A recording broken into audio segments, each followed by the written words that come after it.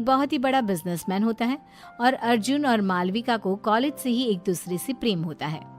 अपनी बेटी महलों में ब्याही गई है, इस बात का पूरा फायदा उठाती है त्रिवेणी, क्योंकि त्रिवेणी को पहले से ही चोरी करने की आदत होती है और अब वो अपनी बेटी मालविका के ससुराल में बार बार जाकर चोरियां करना शुरू कर देती है। तो चलिए देखते हैं कि कैसी है इस बिगड़ी हुई माँ की कहानी। मम्मी, सासू माँ, ये लीजिए नाश्ता। माँ, ये बिस्किट्स आप मत खाइए, ये शुगर फ्री बिस्किट्स सासू माँ के लिए हैं, इन्होंने खास विदेश से मंगवाए हैं। अरे रहने दो मालविका बहू, पूनम रायचंद का दिल बहुत बड़ा है। मैं गरीबों को इतना दान करती हूँ तो क्या अपनी समधन को एक बिस्किट नहीं दे सकती? जस्ट किडिंग समधन जी। और हाँ मालविका बहू, आइंदा से तुम ये नौकरों वाले काम बिल्कुल मत करना। इन सब के हाथों में क्या मेहंदी रची है? मालकिन, वो पिछली बार सोने और चांदी के बर्तन हमसे टूट गए थे, इसलिए हमें बड़े साहब ने रसोई का काम करने से मना किया है। अरे चिल चिल, हम रायचंद हैं और इस महल में ऐसे हजारों सोने और चांदी की चीजें हैं, टूटती है तो टूटने दो, हमारे पास किसी भी चीज की कोई कमी नहीं है। ये सब सुनकर त्रिवेणी के मन में लालच का प्रकोप जाग उठता है और वो मन ही मन पूरे महल को निहारते हुए कहती है, हाय, अब जब ये पूनम रायचंद अपनी जुबान कह रही है, फिर तो इस घर पे भी हाथ साफ करना ही पड़ेगा। अपनी बेटी का ससुराल है तो क्या हुआ, इसमें कोई लाज शर्म नहीं, उल्टा मैं तो भाग्यवान हूँ कि मेरी बेटी एक महल की बहू बनी है। त्रिवेणी अब रायचंद मैंशन में रोजाना आना शुरू करती है और वो चुपके से पूनम के कमरे में घुसकर उसकी अलमारी से उसकी साड़ियाँ और गहने चुराती है और अपने बैग में लेकर पीछे के गेट से रफू चक्कर हो जाती है।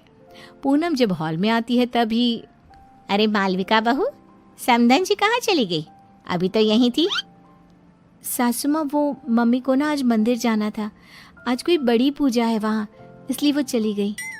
पूनम जब अपनी साड़ियाँ और गहने गायब दिखती है तो, ओफो, लगता है फिर से मैं अपनी साड़ियाँ और गहने कहीं रख कर भूल गई। लगता है लॉन्ड्री में गई है साड़ियाँ और गहनों को पॉलिशिंग के लिए दिया होगा। पूनम को भूलने और लापरवाही की आदत थी और कोई भी चीज़ यहाँ से वहाँ हो जाए तो वो उसका कसूर अपनी लापरवाही पर थोप देती, जो कि सच नहीं था। ये बस पूनम के मन का भ्रम था। ऐसे ही त्रिवेणी कभी रसोई में से चांदी और पीतल के बर्तन, कभी महल के मंदिर में से महंगी मिठाइयाँ, कभी कोई फोन, कभी कोई घड़ी, तो कभी तिजोरी से पैसे चुराती रहती और महल में कानों कान किसी को भनक तक नहीं लगती। एक बार, अरे ये क्या मालविका, हमारी तिजोरी खाली और खुली क्यों है? इसका मतलब घर में चोरी हुई है। तुम रहती कहाँ हो? तुम्हारा हमारे कमरे ऊपर ध्यान नहीं रहता है क्या? ये क्या बेतुकी बात कर रहे हो आप अर्जुन? मैं इस घर की बहू हूँ और मेरे कंधों पर दुनिया भर की जिम्मेदारियां रहती हैं। अब क्या मैं कुर्सी लगाकर कमरे में बैठकर चौकीदारी करती रहूं? वही रह गया है क्या? पूरे महल के हाउस कीपिंग स्टाफ और सिक्योरिटी को एकत्रित किया जाता है और सबकी तलाशी ली जाती है। पूनम को अब समझ में आ जाता है कि पिछले कुछ दिनों से सिर्फ उसकी ही नहीं बल्कि महल की काफ़ी चीज़ें भी गायब हो रही थी। पूनम का पति इंद्रेश कहता है, अरे पूनम, तुम खामखा अपने आप पर भुलक्कड़ होने का, लापरवाही होने का शक कर रही थी, जबकि चोरियां सिर्फ हमारी ही नहीं पूरे महल की चीज़ों की चोरी हो रही थी और मालविका बहू और अर्जुन की भी कई सारी चीज़ें गायब हुई हैं। महल में सिक्योरिटी इंचार्ज बोलता है, बड़े साहब, हमने ये बात आपको बताने की कोशिश की, लेकिन पिछले कुछ दिनों से आप शहर के बाहर थे और मालकिन जी भी दिन भर बाहर रहती थी, तो बता ही नहीं पाए। महल में छोटी सी छोटी चीज़ें भी चोरी हो रही है। ये बात तो अब बहुत गंभीर हो गई है और तगड़ी सिक्योरिटी तैनात कर लो, लेकिन अब इस घर में कोई चोरी नहीं होनी चाहिए। तभी वहाँ पे त्रिवेणी आ जाती है। क्या हुआ दामाद जी, और आप सब इतने चिंतित और परेशान से क्यों नजर आ रहे हो?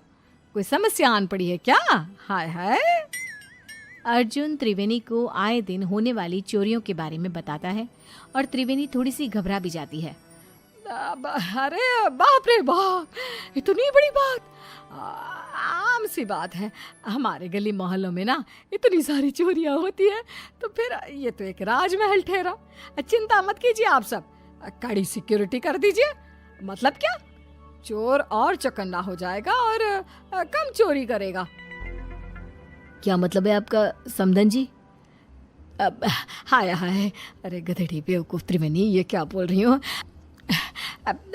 बैल, मुझे मार जैसी समस्या खड़ी मत कर त्रिवेणी। समधन जी, किस सोच में डूब गई आप?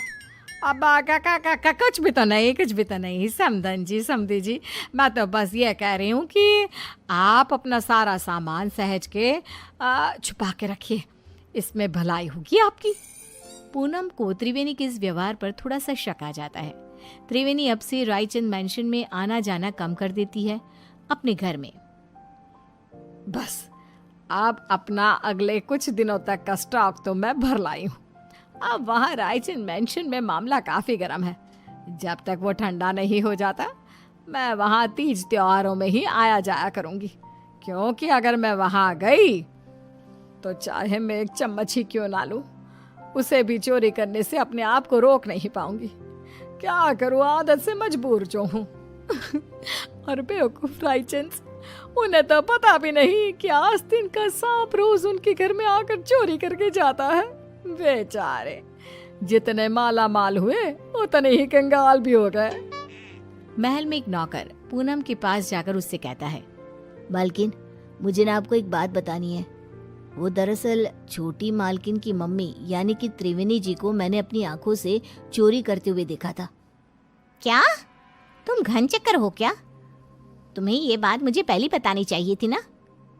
मुझे वैसे भी उस सो कॉल्ड समधन जी त्रिवेणी पर शक तो आ ही रहा था, लेकिन कंफर्म नहीं कर पा रही थी मैं आपको ये बात पहले इसलिए नहीं बता रहा था क्योंकि मेरे पास कोई सबूत नहीं था और आप मेरी बात पर विश्वास भी नहीं करते। और तो और त्रिवेणी जी इतनी चालाक हैं कि उन्होंने महल की उन्हीं जगहों पर चोरी की है जहां सीसीटीवी कैमरा नहीं है। अब देखना मैं क्या चक्रव्यूह रचाती हूँ। अब मैं हमारा पुश्तैनी हीरे का हार सरेआम हॉल में रख दूंगी, और जैसे ही वो त्रिवेणी उस हार को चुराएगी तब मैं उसे रंगे हाथ पकड़ लूंगी। पूनम की इन सब बातों को मालविका कमरे के बाहर ही सुन लेती है और वो अत्यंत हैरान और स्तब्ध हो जाती है। मालविका फौरन अपनी माँ त्रिवेणी को फ़ोन लगाती है। मम्मी, आपसे ये उम्मीद नहीं थी। आपने अपनी ही बेटी के ससुराल में इतनी सारी चोरियां की। Very bad mummy. सासू माँ को आपकी इन काली करतूतों के बारे में सब पता चल चुका है। मालविका बेटा, ये तो क्या करी है? मैंने कोई चोरी चकारी नहीं की। और मुझे आपसे कोई बात नहीं करनी, बाय। मालविका इतना कहकर फ़ोन कॉल कट कर देती है। त्रिवेणी अब पूरी तरह डर चुकी थी। वहीं रायचंद मैंशन में पूनम हॉल में खुले आम पुश्तैनी हीरे का हार रख देती है और त्रिवेणी को न्योता देने के लिए फ़ोन लगाती है। त्रिवेणी पूनम का कॉल देखकर कांपने लगती है। पूनम रायचंद का कॉल, मेरी तो आज शामद है। अरे, आज सूर्योदय किसी और दिशा से हुआ है क्या? त्रिवेणी मेरा फ़ोन नहीं उठा रही। खैर, वो वैसी भी आज आने ही वाली थी 2 बजे तक। अपने आप आएगी और सारी चोरी सीसीटीवी में रिकॉर्ड हो जाएगी। पूनम अपने कमरे में आराम करने चली जाती है और सभी नौकर भी भोजन करने जाते हैं। तभी वहाँ पर बालकनी से एक चोर आता है और वो पुश्तैनी हीरे का हार चुरा कर ले जाता है। और बाद में जब पूनम ये सीसीटीवी में देखती है तब, ये क्या, ये तो एक आदमी चोर है। अरे नहीं, ये क्या कर दिया मैंने। तभी पूनम का फ़ोन बजता है और उसे एक वीडियो मैसेज आता है जिसमें त्रिवेणी का वीडियो होता है। क्यों समधन जी, आपको क्या लगा आप मुझे पकड़ लोगी?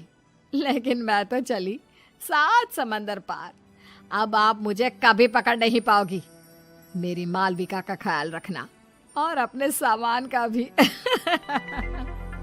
त्रिवेणी, तुम्हारी इतनी हिम्मत! पूनम गुस्से में फ़ोन पटक देती है और वहाँ त्रिवेणी एरोप्लेन में उड़कर सारा चुराया हुआ सामान लेकर रफ चक्कर हो जाती है।